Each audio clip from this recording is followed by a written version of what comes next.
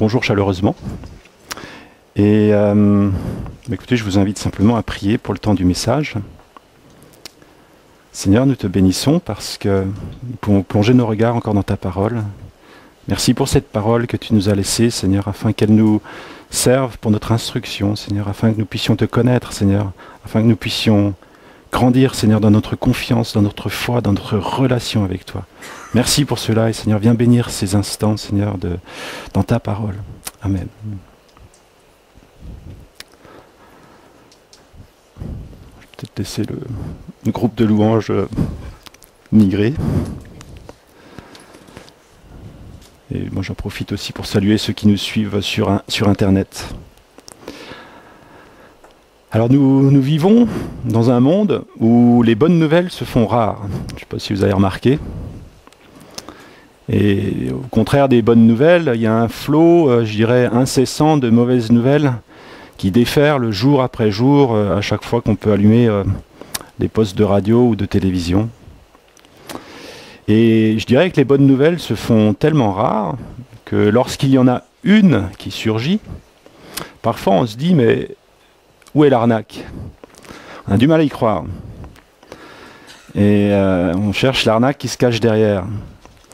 Et on est un peu formaté, je dois dire, parce que lorsqu'on signe des contrats, ou lorsqu'on doit signer des contrats, eh bien, il est prudent ou il est sage de lire tous les petits alinéas qui sont écrits en tout petits caractères, en italique.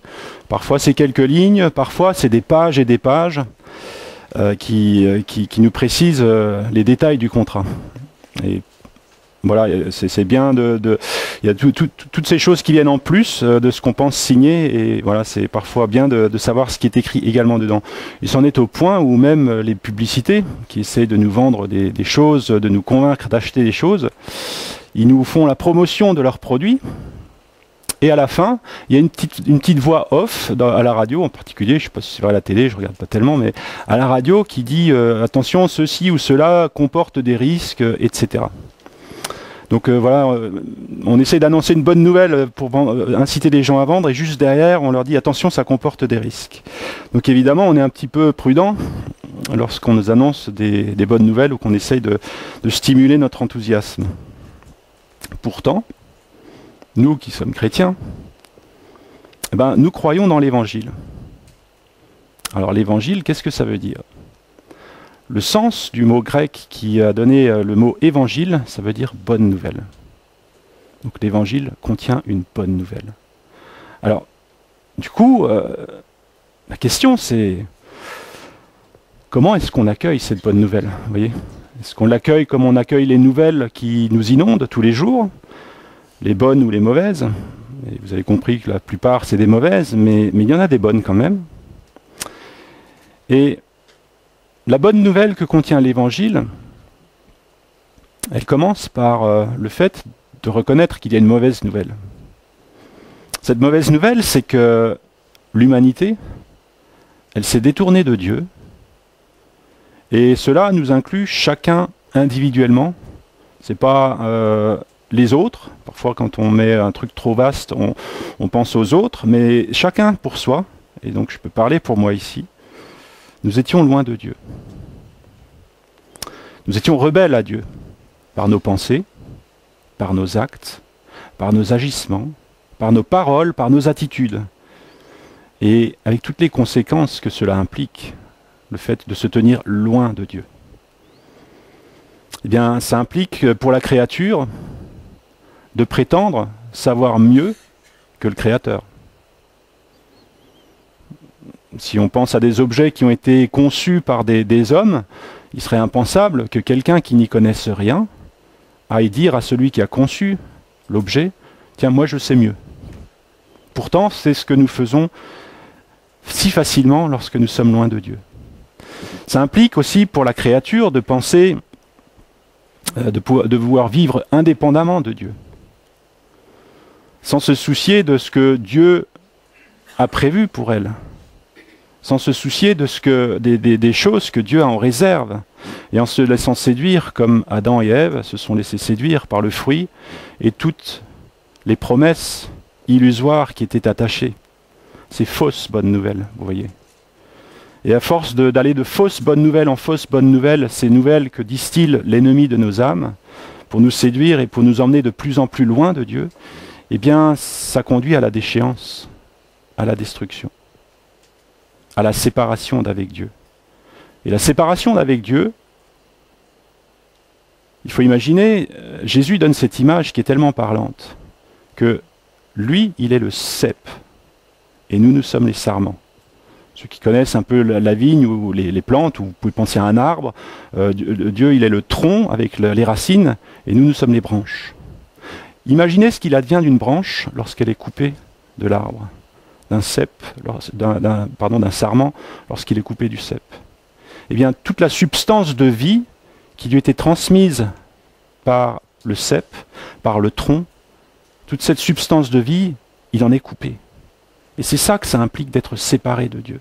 Ça veut dire être séparé de celui qui est l'auteur de la vie, celui qui insuffle la vie, celui qui la soutient, celui qui soutient toute chose par sa parole. Alors, vous voyez, c'est dramatique lorsqu'on réalise ces choses. Qu'est-ce que ça implique? Donc ça, c'est la partie mauvaise nouvelle. Et la bonne nouvelle de l'Évangile, c'est que Dieu, il ne reste pas dans son ciel à nous regarder, nous débattre dans tout cela, à nous laisser errer, à nous laisser aller d'erreur en erreur, mais il est celui qui nous tend la main. Il nous a tendu la main en Jésus-Christ. Ça, c'est la bonne nouvelle. Pourquoi est-ce qu'il nous a tendu la main? Eh bien, il nous a tendu la main premièrement pour nous relever. Nous qui étions dans un abîme dont nous ne pouvions pas trouver la sortie, il nous a tendu la main pour nous relever, et le geste, vous voyez, ça nous rapproche de lui. C'est pour nous rapprocher de lui. C'est pour que ce qui était séparé puisse être réconcilié par le moyen de la croix, par le moyen du sang versé par Jésus-Christ. Il nous a tendu la main afin que nous puissions découvrir cet amour inconditionnel et cette grâce manifestée à la croix, où nous n'avions rien mérité pour qu'il donne sa vie. Il a donné sa vie et il nous a tendu la main afin que nous puissions nous rapprocher de lui au plus près, afin que même nous puissions être appelés fils et filles de Dieu, fils et filles, jusqu'à ce point-là. Et que nous ayons ce pouvoir d'appeler Dieu notre Père, comme Jésus nous l'enseigne. Alors, ça c'est la bonne nouvelle, c'est qu'il y a cette relation qui est possible à nouveau par Jésus-Christ. Il y a toutes ces choses qui ont été brisées, détruites par le péché dans nos vies, qui sont à nouveau accessibles, et cette relation qui découle de cette relation avec Dieu, qui nous permet d'être fils et filles de Dieu. On serait fils ou fille d'un homme éminent de cette planète, je pense que ça nous ferait quelque chose. Mais là, c'est bien plus. C'est fils et filles du roi des rois, du Dieu Tout-Puissant. Alors, il y a tout ce que nous savons de l'Évangile, c'est-à-dire cette bonne nouvelle, et il y a tout ce que nous vivons de l'Évangile. Et parfois, entre les deux, il peut y avoir un décalage ou un abîme. Alors ce que je voudrais regarder avec vous ce matin, c'est qu'on se plonge dans l'Ancien Testament et qu'on regarde ensemble au début de la vie de Saül et ce qui lui est arrivé, la bonne nouvelle qu'il a reçue et comment ça s'est passé pour lui. Et qu'on voit pour nous ensuite, à partir de là, eh bien, est-ce que de quelle manière nous accueillons la bonne nouvelle, la nouvelle, celle qui nous offre cette réconciliation, qui nous offre cet amour inconditionnel, qui nous offre cette identité de fils et de fille. Donc Saül, en quelques mots, c'est celui qui allait devenir le premier roi d'Israël. On va se plonger dans différents passages de 1 Samuel 9, 10 et 11. On ne va pas le lire, ce serait un peu long, mais on va quand même lire un certain nombre de passages. Et je vais vous raconter ce qui fait le lien entre ces passages. Donc, le contexte, c'est que le peuple d'Israël était venu, avant qu'on lise dans 1 Samuel 9, était venu voir le prophète Samuel. Samuel, c'est lui qui était juge sur Israël, donc c'était l'autorité spirituelle, si vous voulez, sur Israël. Et le peuple lui demande une chose particulière, c'est qu'ils lui disent « Mais nous, on voudrait un roi, comme toutes les autres nations qui nous entourent. » Samuel était attristé par la demande, mais Dieu lui dit d'accéder à cette demande. Et donc le début de l'histoire qu'on va regarder ensemble, ça se passe après cet épisode où Samuel a renvoyé le peuple, et on est dans l'attente de la désignation maintenant de ce roi. Alors, notre histoire, elle commence dans la tribu de Benjamin, une des tribus d'Israël. Et dans cette tribu, il y a un homme qui s'appelle Kis. Cet homme avait un fils qui s'appelle Saül. Et le texte nous dit de Saül, dans 1 Samuel 9, verset 2, qu'il était jeune et beau, plus beau qu'aucun enfant d'Israël, et il est dépassant de la tête. Donc il était jeune et beau, et ça, j'ai envie de dire que c'est un peu le verdict de Dieu sur lui. Et on verra que peut-être le verdict qu'il avait sur lui-même n'était pas exactement le même. Et donc, au début de cette histoire, il se trouve que les ânesses de Kis, donc son père, elles s'égarent, et que son père demande à Saül de se mettre en route avec un serviteur pour aller à leur recherche. Cette recherche, elle débute, et il commence à sillonner tous les parages, les environs, pour aller de plus en plus loin, des cercles de plus en plus loin, en espérant les retrouver. 3 jours passent. Au bout de 3 jours, Saül dit à son serviteur, à l'endroit où ils étaient, c'est-à-dire dans le pays de Tsuf, il lui dit, dans 1 Samuel 9, verset 5, « Viens et retournons, de peur que mon père, oubliant les ânesses, ne se soit mis en peine de nous. » Il commence à se dire, mais mon père, il va commencer à s'inquiéter, parce que il n'a pas de nouvelles de nous, il n'y a pas le téléphone portable, tout ça à l'époque, et les routes étaient parfois pas toujours très sécurisées. Et ce à quoi le serviteur lui répondit, dans 1 Samuel 9, verset 6, « Il y a dans cette ville un homme de Dieu, et c'est un homme considéré. Tout ce qu'il dit ne manque pas d'arriver. Allons-y donc, peut-être nous fera-t-il connaître le chemin que nous devons prendre. » Et sur quoi tous deux décident d'aller effectivement consulter cet homme de Dieu qui n'est autre que Samuel. Et alors qu'ils montaient à la ville, ils croisent des jeunes filles qui allaient chercher de l'eau. Ils leur demandent où ils pourraient trouver Samuel. Les jeunes filles leur donnent une direction. Ils y vont, ils s'engagent dans cette direction. Et voici la suite. On va lire dans 1 Samuel 9, versets 14 à 24. Ils montèrent à la ville, donc Saül et son serviteur. Ils étaient arrivés au milieu de la ville quand ils furent rencontrés par Samuel qui sortait pour monter au haut lieu. Haut lieu, c'est l'endroit où on offrait les sacrifices pour Dieu.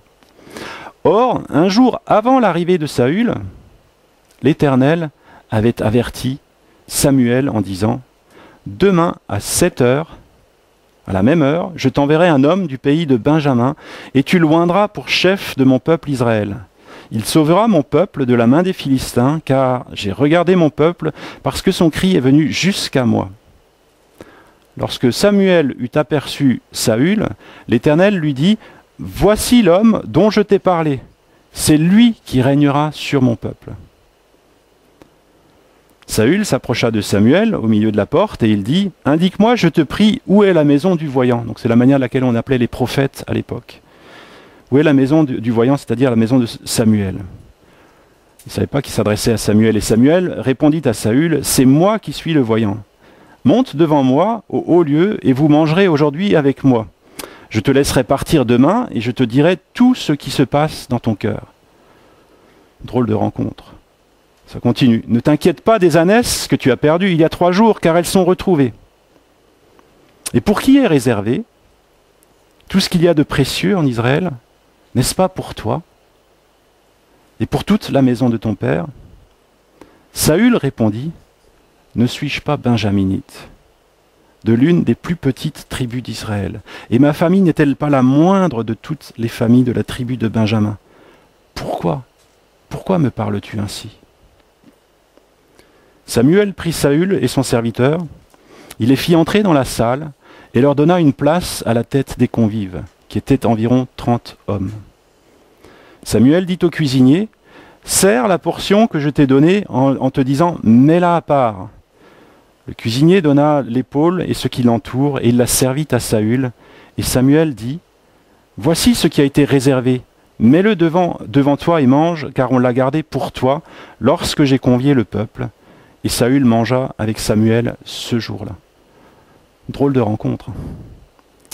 Et moi, je ne peux qu'imaginer que Saül ait dû être quelque peu déboussolé par cette rencontre. Après avoir rencontré ses filles qui lui ont indiqué un chemin, mais sans lui dire précisément où il allait rencontrer Samuel, il s'adresse à la première personne dans la ville, sans savoir que c'est Samuel, et c'est Samuel. Il y a du hasard comme ça qui est déroutant. Et pire, j'ai envie de dire, enfin c'est pas le bon terme, mais je dirais plus, c'est que, alors que Saül lui dit, mais tiens, est-ce que tu peux me montrer où habite Samuel pour que j'aille le voir? Et bien Samuel, il lui répond quelque chose d'invraisemblable à cette question. Il l'invite à l'accompagner pour le sacrifice et à manger avec lui. Et il lui dit, mais viens avec moi et je te dirai tout ce qui se passe dans ton cœur. Sans se présenter, il ne s'est pas présenté. Et puis, il ajoute, j'ai envie de rajouter ces deux mots, ah, et au fait, les ânesses que tu cherches depuis 3 jours, elles sont retrouvées, t'en inquiète plus. Alors là, vous voyez, Saül, c'était son sujet de préoccupation principal, Samuel, il lui dit des choses qui précèdent, et ensuite il rajoute comme un détail, tiens, au fait, les ânesses, t'en inquiète plus. Et il rajoute encore, je dirais le pompon dans cette partie-là, en lui disant, mais pour qui est réservé ce qu'il y a de plus précieux en Israël, n'est-ce pas pour toi et la famille de ton père? De quoi vraiment dérouter Saül par rapport à les attentes qu'il avait, les attentes qui étaient à ce niveau-là, et Samuel qui lui répond à ce niveau-là, mais en incluant le détail, le petit détail des ânesses, mais en lui répondant avec quelque chose de bien plus grand, qui ouvre la porte sur quelque chose de bien plus grand. Et vous percevez là ce qui touche à la bonne nouvelle. Cette bonne nouvelle qui est venue vers Saül, cette bonne nouvelle, pour lui, la seule chose qui l'intéressait, c'était les ânesses, et rentrer chez son père. Son regard était focalisé là-dessus. Et au travers de cette rencontre avec Samuel, tout d'un coup, il y a tout un monde qui s'ouvre à lui, quelque chose qui était insoupçonné, et qui le déroute. Le texte ne nous dit pas comment, enfin, si, il nous dit quand même comment Saül a réagi, mais il nous rajoute quand même des éléments qui ont leur importance. C'est la conduite de Samuel. C'est-à-dire que Samuel, il était en cet endroit, la veille, Dieu lui avait dit, demain à la même heure, je te ferai rencontrer celui qui sera le roi d'Israël. Samuel a pris cette parole au sérieux, et au point qu'il a dit au cuisinier, l'épaule, celle qui est, je crois, d'habitude la part des Lévites, c'est-à-dire la part de Samuel, il lui dit, l'épaule, tu la mettras à part, et je te dirai à qui tu la donneras. Donc Samuel, il avait cette foi. Et lorsque Samuel voit Saül, Dieu lui confirme et lui atteste par l'Esprit que oui, c'est lui, sans même que Saül n'ait à se présenter. Et Dieu lui dit au même moment que c'est lui qui sera le roi d'Israël. Alors vous voyez, au travers de ce qui se passe entre Samuel et Dieu, qu'est-ce que ça nous dit? Ça nous dit qu'avant que cette bonne nouvelle ne vienne toucher Saül, celle de son appel, celle de sa destinée, eh bien Dieu, il était à l'œuvre en faveur de Saül, alors que Saül ne se souciait pas de ces choses-là. Dieu était à l'œuvre bien avant, en préparant les choses, en parlant à Samuel, en lui montrant, avant que Saül n'ait conscience ou ne soit éveillé aux choses qui le concernaient par rapport à Dieu, Dieu était à l'œuvre. Et je crois que Dieu est à l'œuvre aussi de la même manière en notre faveur, bien avant que nous nous soyons inquiétés, bien avant que nous soyons intéressés à lui. Dieu, il agissait et il préparait, il tissait de toute éternité des choses, puisque n'est-il pas dit, alors que nous étions encore une masse informe dans le ventre de notre mère, il nous connaissait Et il savait d'avance tous les jours qu'il avait préparés pour nous. Ça nous en dit long sur ce Dieu qui voit longtemps à l'avance, comme il a été dit. Et là, tout à coup, au travers de cette rencontre, au travers de ce bref échange, vous voyez quelques phrases seulement. Il y a comme un rendez-vous avec Dieu pour Saül. Comme un rendez-vous avec Dieu qui, là où Saül regardait les choses bassement matérielles, si je peux dire, non pas qu'elles n'aient pas leur importance, mais il était focalisé que sur ça, les ânesses, et rentré chez lui. Eh bien Samuel lui commence à lui communiquer des choses qui, tout d'un coup, le mettent en éveil et se dire, mais pourquoi il me parle comme ça? Pourquoi il me dit qu'il y a des choses précieuses? Pourquoi il sait tout et il m'annonce des choses, il m'annonce des choses extraordinaires? Dieu sait, et donc il est comme en contact avec la grandeur de Dieu. Et il y a quelque chose de déroutant là, vous voyez, quelque chose de déroutant. Non seulement il est en contact, mais il réalise que Dieu, il a des choses bonnes de prévues pour lui, des choses précieuses. Et c'est justement cette dernière phrase qui déboussole le plus Saül, cette phrase où Samuel lui dit, mais pour qui sont les choses précieuses d'Israël? N'est-ce pas pour toi et ta famille? Et au verset 21, Saül lui répond ce que nous avons lu, c'est-à-dire, ne suis-je pas benjaminite, de l'une des plus petites tribus d'Israël, et ma famille n'est-elle pas la moindre de toutes les familles de la tribu de Benjamin? Pourquoi est-ce que tu me parles ainsi? Pourquoi? Et il y a cette réalité invisible, mais qui est réelle, qui est attachée à cette nouvelle insoupçonnée, inattendue de la part de Saül, et qui était cachée à ses yeux, que Dieu le connaissait, savait tout de lui. Que Dieu l'aime et il a préparé des choses bonnes d'avance pour lui, des choses excellentes pour lui.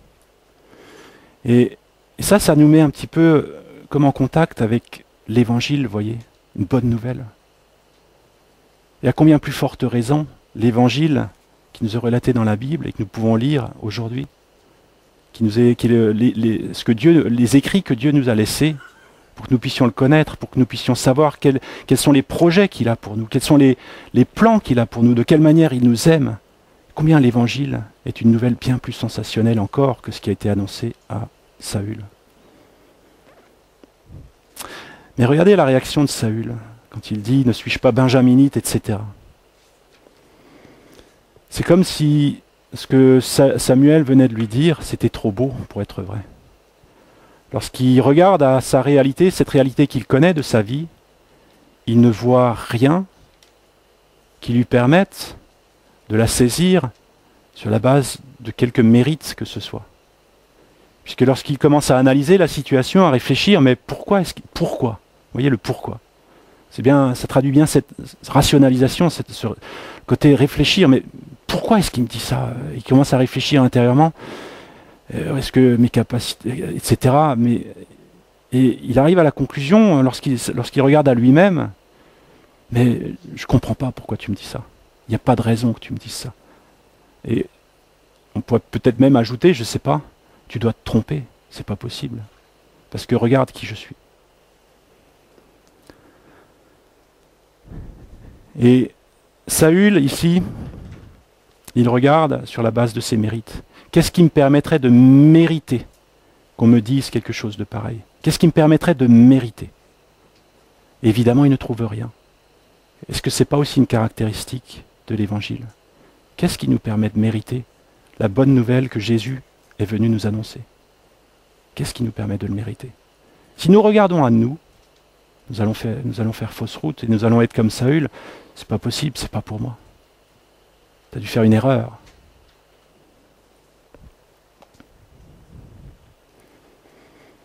Et nous, quelle est notre réaction face à l'Évangile? Est-ce que nous essayons de rationaliser comme Saül? Si c'est le cas, nous allons trouver toutes les raisons du monde pour lesquelles cette bonne nouvelle ne serait pas pour nous, pour lesquelles cette bonne nouvelle serait trop belle pour nous, trop belle pour pouvoir y croire. La seule chose La seule manière de recevoir cette bonne nouvelle, c'est tout simplement d'y croire. Il n'y a pas d'autre chemin, d'y croire.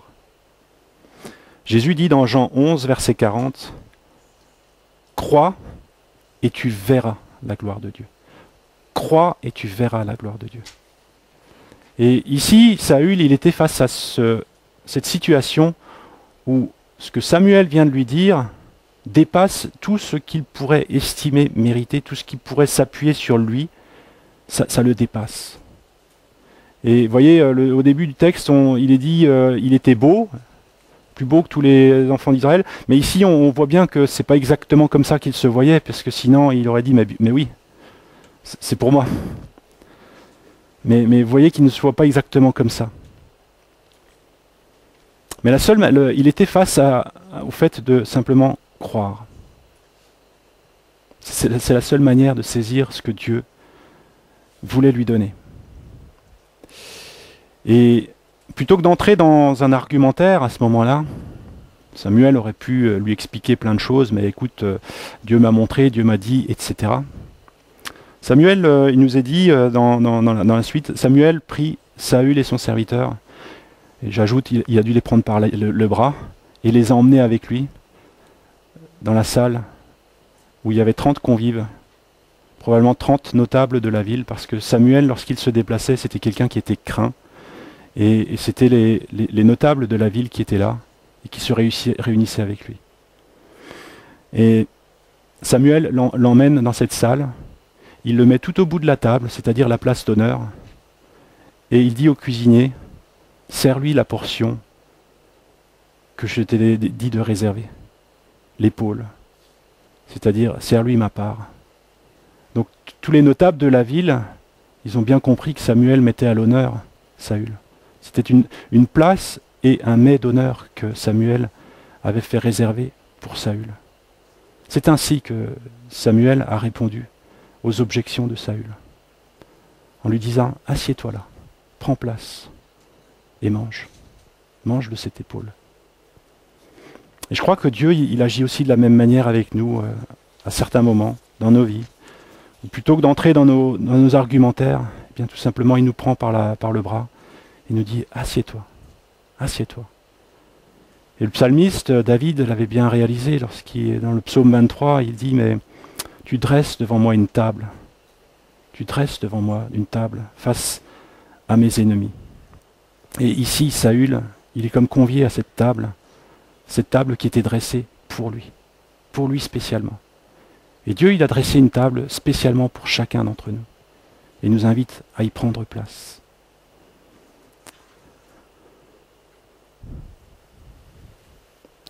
Le lendemain, alors que je ne peux qu'imaginer, la nuit de Saül a dû être un petit peu... il a dû repenser à toutes ces choses et du mal à s'endormir, en repensant à tout ce qui lui était arrivé ce jour-là, sans nécessairement le comprendre, mais avec beaucoup de points d'interrogation. Et vous voyez, Dieu, il lui a parlé, mais au-delà de simples mots, il lui a parlé de manière qui touche son cœur à ce moment-là. Il était bouleversé par des choses qui le dépassaient, bouleversé tout simplement par le contact avec l'amour de Dieu, l'amour souverain de Dieu. Et le lendemain, Saül retrouve Samuel pour la suite. Et la suite allait être encore plus grande que les commencements. On va lire dans 1 Samuel 10, versets 1 à 11. Samuel prit une fiole d'huile qu'il répandit sur la tête de Saül. Il le baisa et dit « L'Éternel ne t'a-t-il pas oint pour que tu sois chef de son héritage ?» Pour Saül, ça voulait dire l'Éternel t'oint pour que tu sois roi d'Israël. Pas n'importe quel poste. Samuel continue. « Aujourd'hui, après m'avoir quitté, tu trouveras 2 hommes près du sépulcre de Rachel, sur la frontière de Benjamin à Tseltsak. Ils te diront, les ânesses que tu es allé chercher sont retrouvées. Et voici ton père ne pense plus aux ânesses, mais il est en peine de vous et dit, que dois-je faire au sujet de mon fils ?» Verset 3, « De là tu iras plus loin et tu arriveras aux chênes de Tabor, où tu seras rencontré par 3 hommes montrant vers Dieu à Béthel et portant l'un 3 chevreaux, l'autre 3 gâteaux de pain et l'autre une outre de vin. Ils te demanderont comment tu te portes et ils te donneront 2 pains que tu recevras de leurs mains. Après cela, tu arriveras à Gibea Elohim, où se trouve une garnison de Philistins. En entrant dans la ville, tu rencontreras une troupe de prophètes descendant du haut lieu, précédés du luth, du tambourin, de la flûte et de la harpe, et prophétisant eux-mêmes. L'Esprit de l'Éternel te saisira, tu prophétiseras avec eux, et tu seras changé en un autre homme. Lorsque ces signes auront eu pour toi leur accomplissement, fais ce que tu trouveras à faire, car Dieu est avec toi. » Une séquence d'événements que Samuel lui dit que Saül allait vivre le jour même. Le jour même. Comme un gage que ce que Saül avait vécu jusqu'à présent, la veille et ce jour-là, c'était pas des mots en l'air. C'était quelque chose de solide et de sérieux. Digne de confiance, digne de justement cette foi qui permet de croire et qui permet de saisir les choses. Verset 8, « Puis tu descendras avant moi à Gilgal, et voici, je descendrai vers toi pour offrir les holocaustes et les sacrifices d'action de grâce. Tu attendras 7 jours jusqu'à ce que j'arrive auprès de toi et que je te dise ce que tu dois faire. » Dès que Saül eut tourné le dos pour se séparer de Samuel, Dieu lui donna un autre cœur, et tous ces signes s'accomplirent le même jour. Lorsqu'ils arrivèrent à Gibea, voici une troupe de prophètes vint à sa rencontre. L'Esprit de Dieu se saisit de lui, le saisit et il prophétisa au milieu d'eux. Tous ceux qui l'avaient connu auparavant virent qu'il prophétisait avec les prophètes, et l'on s'en disait l'un à l'autre dans le peuple, « Mais qu'est-ce qui est arrivé au fils de Kis? Saül est-il aussi parmi les prophètes ?» Donc on trouve ici la suite du texte qui nous dit que toutes ces paroles de Samuel se sont accomplies. Donc, vous voyez, il y a cette bonne nouvelle que Saül a reçue, avec des signes probants, pour qu'il puisse vraiment se saisir et placer sa confiance dans ce qui lui a été dit. Et alors lorsque Samuel oint Saül, dans le verset 1, à la fin du chapitre précédent, il nous est expliqué qu'il avait demandé aux serviteurs de s'éloigner, donc ils étaient que tous les deux. Ce qui veut dire que cette onction, elle s'est passée dans une sorte d'intimité, si je peux dire, ils n'étaient que deux. Samuel et Saül. Et je dirais, ça nous parle de ce qui doit aussi se passer, c'est-à-dire c'est un moment comme, entre guillemets, secret, même si ça impliquait 2 personnes, mais ce qui doit se passer aussi dans le secret de notre relation avec Dieu. Dieu veut nous communiquer des choses, et il veut nous oindre pour des choses. Et ça doit commencer par, vous voyez, ça commence là, dans le secret, si je peux dire. Samuel, ici, il est comme la figure de Dieu, si vous voulez, parce qu'il est, il est celui qui agit au nom de Dieu, il est celui qui fait les choses au nom de Dieu. Et il y a des choses que nous devons vivre dans notre relation, dans le lieu secret avec Dieu. Cela est dans le privé pour l'instant, je dis bien pour l'instant. Et il y a cette huile qui est déversée sur Saül, cette huile qui non seulement le désignait comme roi d'Israël, mais cette huile qui, bien plus encore, était l'huile d'onction pour que le Saint-Esprit puisse lui être communiqué. Et c'est ce qui est dit, l'Esprit se saisit de lui. L'Esprit se saisit de lui. Et cet esprit qui est, vous voyez, en même temps que cette onction avec la communication du Saint-Esprit, l'Esprit, il est tellement précieux, parce que Jésus l'appelle le Paraclète. Paraclète, ça veut dire, si on le traduit, ça veut dire une aide. Il est notre aide. Et celui qui nous vient en aide là où nous ne pouvons pas, là où les choses sont inaccessibles pour nous, là où les choses sont fermées. Le Saint-Esprit est notre aide qui vient nous rendre réels et tangibles les réalités de Dieu. N'est-il pas dans le Nouveau Testament celui qui crie « Abba, Père » en nous?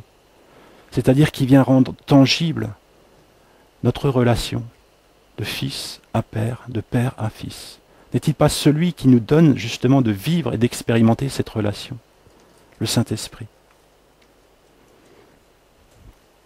Celui qui est à nos côtés, qui est appelé à nos côtés, celui qui est appelé à venir à notre aide pour nous aider à rentrer dans notre appel, dans notre destinée. Et cela devait sembler vraiment irréel à Saül, parce qu'au moment où Samuel lui expliquait tout cela. Et c'est pour ça qu'il y a ces signes tangibles qui suivent, les 2 hommes au tombeau de Rachel, les 3 hommes aux chênes de Tabor, Gibéa Elohim avec les prophètes, etc. Dieu ne fait pas que donner des bonnes nouvelles, mais il les était de manière tangible. Et j'aimerais poser la question suivante pour nous aujourd'hui. Y a-t-il un signe probant plus tangible de l'amour de Dieu pour nos vies que celui de la mort et de la venue, de la mort et de la résurrection de Jésus-Christ à la croix? Y a-t-il un signe plus probant que Dieu nous aime? C'est le signe que Dieu nous a laissé, qu'il nous donne, afin que nous sachions que ce qu'il nous dit est digne de confiance. Que ce qu'il nous dit, ce n'est pas juste une nouvelle à laquelle il faut rajouter plein d'alinéas, comme je vous ai dit au début. Ce qu'il nous dit, nous pouvons placer notre confiance tout entière en elle, dans les paroles qu'il nous donne. Et pourtant, combien de fois nous arrive-t-il encore de douter de l'amour de Dieu? Combien de fois sommes-nous encore en train de regarder à nous-mêmes et en nous disant « mais je ne mérite pas, je ne mérite pas ». Comme Saül, qui se dit, mais lorsqu'il regardait à lui-même, il ne mérite pas. Ce n'est pas sur la notion du mérite qu'il nous faut regarder, mais c'est sur la notion de la foi. Il y a ce qui s'est passé à la croix, qui est attesté historiquement, et qui nous parle tellement fort du caractère de Dieu, de quel point il s'est investi de la valeur qu'il voit dans nos vies, une valeur qui dépasse ce que nous pourrions soupçonner de nous-mêmes.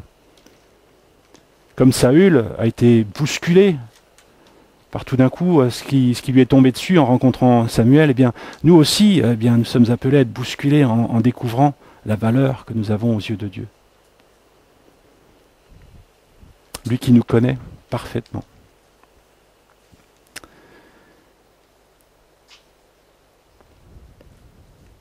Et on va continuer. À travers de tout cela, je crois que Dieu a élargi de manière incroyable l'horizon de Samuel, de la vie de Samuel, de Saül, excuse-moi. Les deux mots se ressemblent. Dieu a élargi de manière incroyable l'horizon de Saül, lui qui était, vous voyez, focalisé sur ses ânesses, focalisé sur le train-train routinier, sur la vie, essayer de faire fonctionner la vie.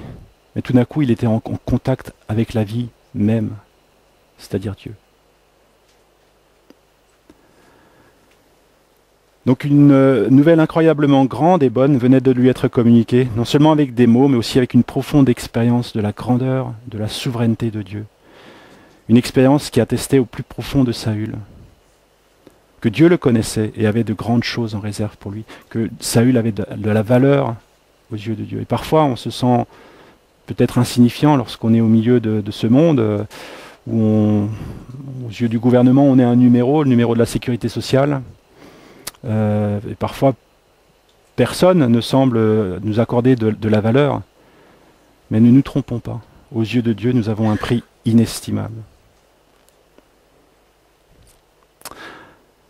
Alors, quel a été le fruit de ce que Saül a vécu durant ces 2 jours?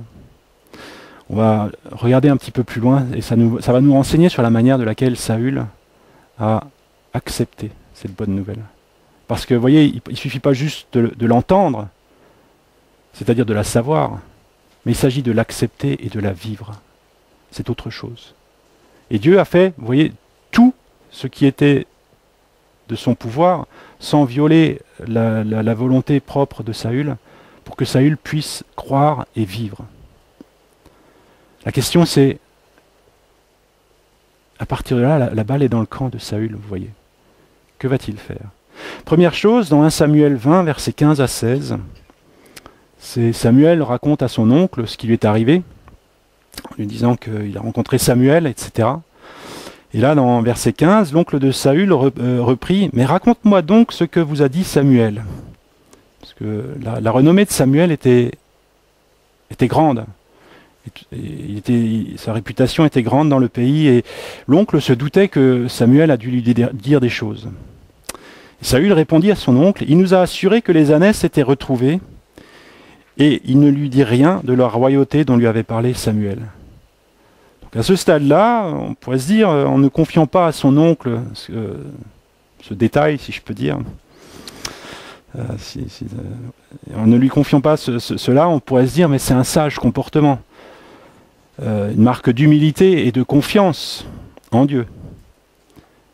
Et il s'en remettait à Dieu pour l'accomplissement de ce qui lui avait été annoncé. Et on n'aurait pas nécessairement tort de penser ainsi face à ce comportement-là. Mais il y a la suite aussi qui nous en dit davantage. En effet, Samuel convoqua le peuple. Cette fois-ci, il reconvoque le peuple pour désigner le roi. Il les convoque à Mitzpah, devant l'Éternel, et il procède en tirant au sort, comme cela se faisait à l'époque, pour désigner qui sera le roi. Et on va lire dans 1 Samuel 10, cette fois-ci, verset 20, et la première partie du verset 21. Samuel fit approcher toutes les tribus d'Israël, et la tribu de Benjamin fut désignée. Il fit approcher la tribu de Benjamin par famille, la famille de Matri fut désignée. Puis Saül, fils de Kis, fut désigné. Donc il y a comme une confirmation supplémentaire de ce que Dieu avait déjà déposé dans le cœur de Saül. Ici, par le tirage au sort, ça confirme que c'est bien Saül, c'est pas une erreur. Et que c'était bien lui qui était appelé à devenir roi. Le seul petit souci, c'est le suivant. Dans 1 Samuel 10, verset 21, la suite. On le chercha, c'est-à-dire on chercha Saül, mais on ne le trouva pas. On dut consulter de nouveau l'Éternel. Y a-t-il encore un homme qui soit venu ici? Et l'Éternel dit, voici, il est caché près des bagages. On courut le tirer de là, et il se présenta au milieu du peuple. Il les dépassait tous de la tête. Vous voyez? Il n'y croyait pas encore complètement. Enfin, c'est la moindre des choses. Et il était caché. Qu'est-ce que ça nous dit? Avec tout ce qu'il savait, il était caché. Avec cette bonne nouvelle qui lui a été communiquée, il était caché. Il ne pouvait y croire. Ça restait une information extérieure à lui, mais il ne l'avait pas, il ne se l'était pas approprié. Et ne se l'étant pas approprié, il ne pouvait pas en vivre. Vous voyez? On ne peut pas vivre avec quelque chose qui reste extérieur à nous. On a besoin de vivre avec quelque chose qui est en nous. Caché. Pour moi, ça parle de peur. Il avait peur. Mais peur de quoi? Moi, je crois qu'il était totalement insécurisé entre la grandeur de ce à quoi il était appelé et le regard qu'il portait sur lui-même. Le regard qu'il portait sur lui-même, qui regarde à son parcours, à ses mérites, à ses capacités, à ses compétences, à ses diplômes, à tout ce que vous voulez, toutes ses qualifications. Et lorsqu'il regardait comme ça, il avait beau le tourner dans tous les sens. Il se disait, mais il doit y avoir une erreur, c'est pas moi. C'est pas pour moi. Il y a une erreur. Moi, je ne pourrais jamais faire ça. Il n'avait aucune assurance en regardant à lui-même pour s'avancer, pour devenir le roi, celui que tout le monde allait regarder. Et il y a quelque chose d'incroyable. C'est ce grand écart auquel il a été appelé, à vivre quelque chose de tellement grand, avec en même temps ce sentiment d'être quelqu'un de tellement petit. Et je dirais, c'est quelque chose qui peut nous arriver également. Parce que lorsque Dieu nous appelle, il nous appelle à des grandes choses. Ça fait partie de la bonne nouvelle. C'est des grandes choses. Pas des grandes choses aux yeux des hommes, mais des grandes choses. Parce que je doute que quelqu'un ici soit appelé à être roi, par exemple. Il n'y a plus de roi en France. Mais néanmoins, nous sommes appelés à régner. Dans l'éternité, nous sommes appelés à régner. Ce qui implique quelque chose de la royauté. Sauf qu'un règne qui est éternel cette fois-ci. Pas un règne passager comme Saül. Donc quelque chose qui quand même touche à cette royauté, quand même touche à ce règne.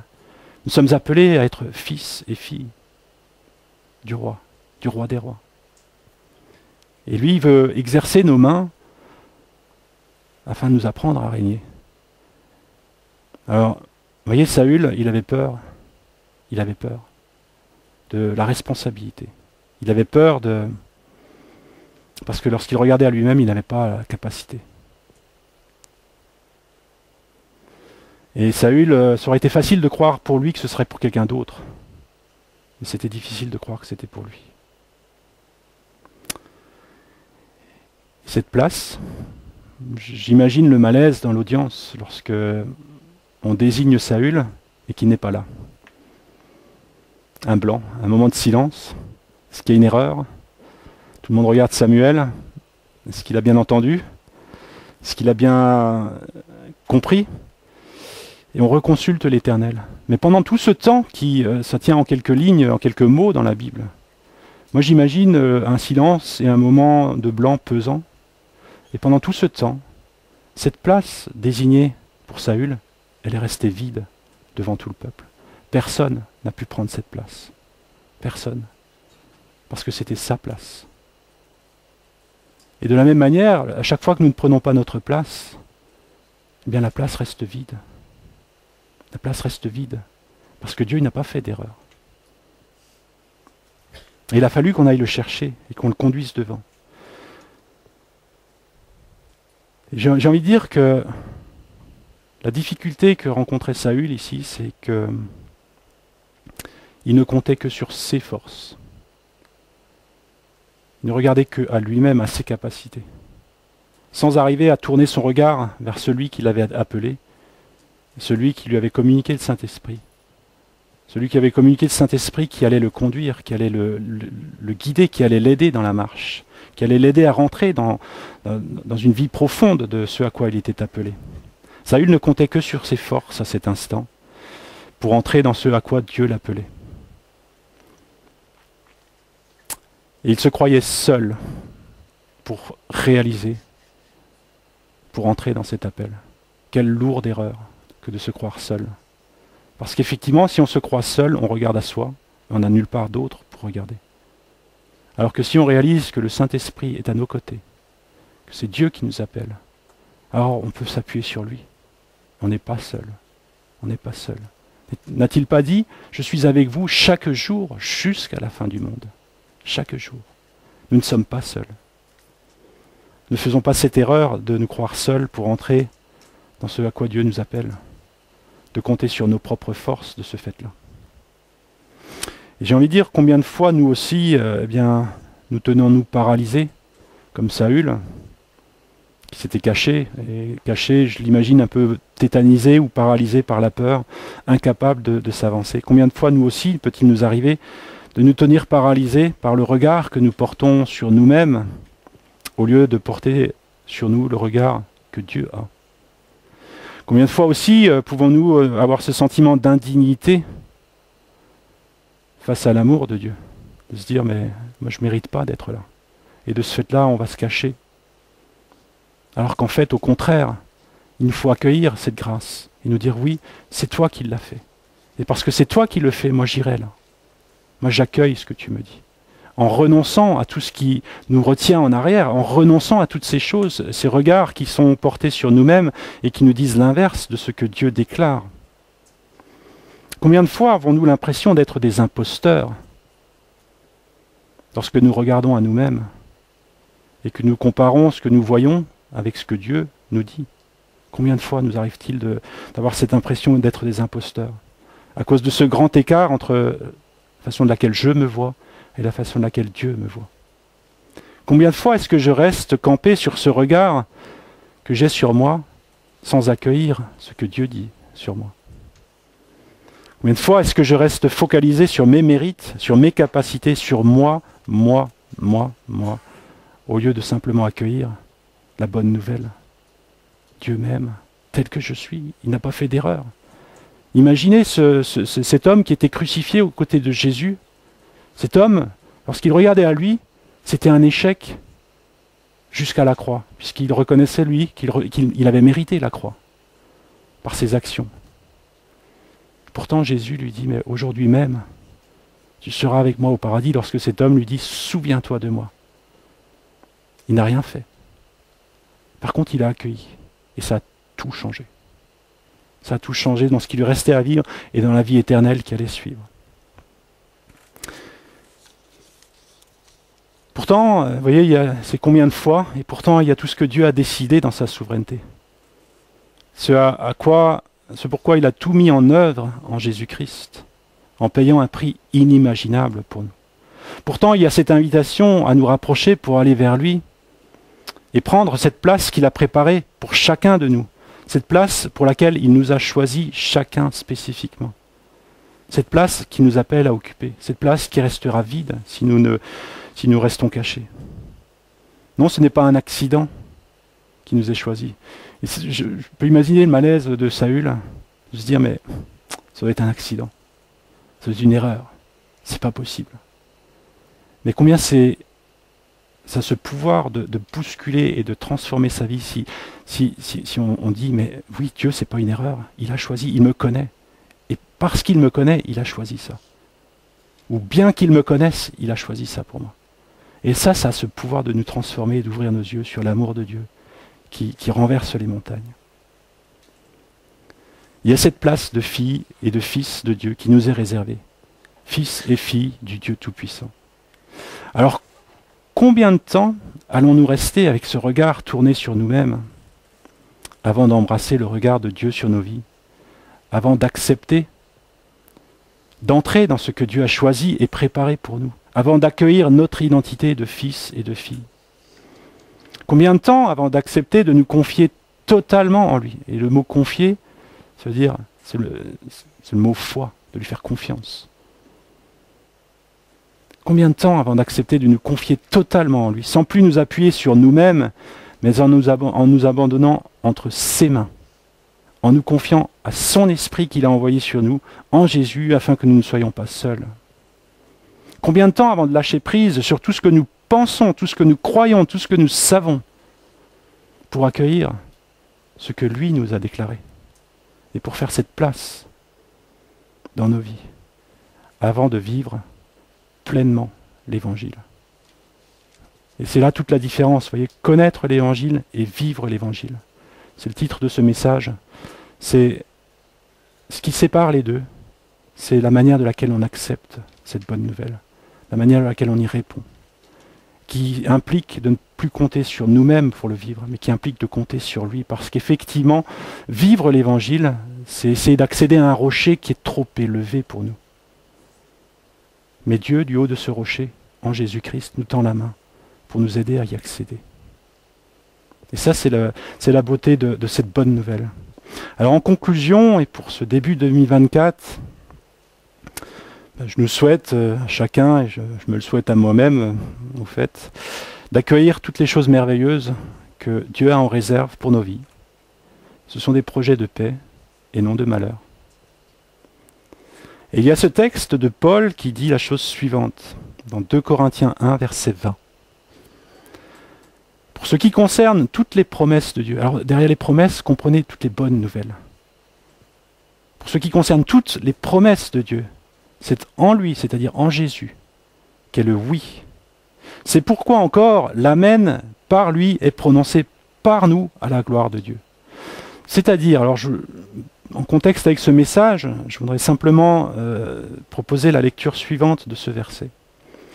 C'est-à-dire que la bonne nouvelle, qui enferme toutes les promesses grandes et extraordinaires, qui ont un poids de gloire incroyablement supérieur à toutes les souffrances que nous pouvons vivre ici-bas, comme le dit Paul. La bonne nouvelle, elle est oui en Jésus. Il a tout accompli pour que ce soit oui. Néanmoins, il manque une chose, c'est notre Amen. Et nous avons besoin de dire notre Amen, c'est-à-dire d'accueillir ces choses pour les vivre, pas simplement de les savoir, mais de les vivre. Il y a besoin de cet Amen de cœur qui émane de nous. Et voyez, cet Amen, il est prononcé par lui. Même pour dire cet Amen, on a besoin de lui. On a besoin de son aide pour dire cet Amen. Mais il est désireux de nous aider à le dire, cet Amen. il nous faut avoir ce désir et de le lui dire. Alors que tout regard centré sur nous-mêmes puisse se tourner vers Dieu, vers ce que lui dit de nous, vers la manière qu'il a, lui, de regarder. Et tout ce qu'il désire pour nos vies, que cela puisse effectivement voir le jour à cause de cet Amen qui se trouve en nous. Cet Amen qui, d'une certaine manière, manquait dans la vie de Saül et qui a manqué tout au long de sa vie. Parce que encore et encore, on le voit en train de compter sur ses forces, même s'il a fait des exploits prodigieux à certains moments, poussé par l'Esprit. Mais cet Amen de cœur, il manquait dans la vie de Saül. Et c'est pour cela qu'il est passé à côté de ce oui à toutes les promesses de Dieu. La seule chose qui nous sépare de toutes ces promesses extraordinaires, c'est cet Amen qu'il nous faut prononcer nous-mêmes avec conviction dans nos vies. Saül a été appelé à être roi, et nous ne sommes pas appelés à être roi ici-bas, mais comme je vous l'ai dit, il y a cette notion de royaume, de règne, qui est attachée à l'appel de Dieu sur nos vies. Alors que nous puissions saisir notre identité de fils, de fille, et entrer dans les choses qu'il a préparées pour nous, et les vivre. C'est ce que je nous souhaite à tous pour cette année 2024 et les autres années que Dieu nous donnera de vivre. Voilà. Alors je demanderai au groupe de louanges, si vous voulez bien vous avancer. On va reprendre ce chant que nous avons chanté tout à l'heure, Dieu de l'impossible, et en le chantant avec en tête ce message, Dieu de l'impossible. Ce que je regarde à moi, c'est impossible, mais lorsque je regarde à lui, c'est possible. Seigneur, nous te bénissons parce que tu es ce Dieu de l'impossible, ce Dieu qui est venu pour nous annoncer une nouvelle tellement grande, une bonne nouvelle en Jésus-Christ, Seigneur. Si grande et si incroyable, Seigneur, que parfois nous avons du mal à y croire, Seigneur. Parfois nous regardons encore à nous-mêmes, Seigneur, en regardant à nos mérites, au lieu de regarder à cette nouvelle que toi tu nous communiques, Seigneur. Cette nouvelle que tu nous aimes, Seigneur, que tu as offert ta vie pour nous, que tu nous aimes à ce point-là et que tu as des choses extraordinaires en vue pour chacun d'entre nous. Alors Seigneur, que cet Amen, Seigneur, puisse être prononcé dans le plus profond de nos cœurs, Seigneur, à tout ce que tu désires dans nos vies. Qu'il y ait cet Amen, Seigneur, en réponse à ces promesses extraordinaires qui sont oui en toi. Et Seigneur, nous te demandons ton aide encore, pour que cet Amen soit un Amen profond, qui s'enracine toujours plus dans nos cœurs, et qui nous conduise à détacher toujours plus nos regards de nous-mêmes pour regarder vers toi, Seigneur. Amen.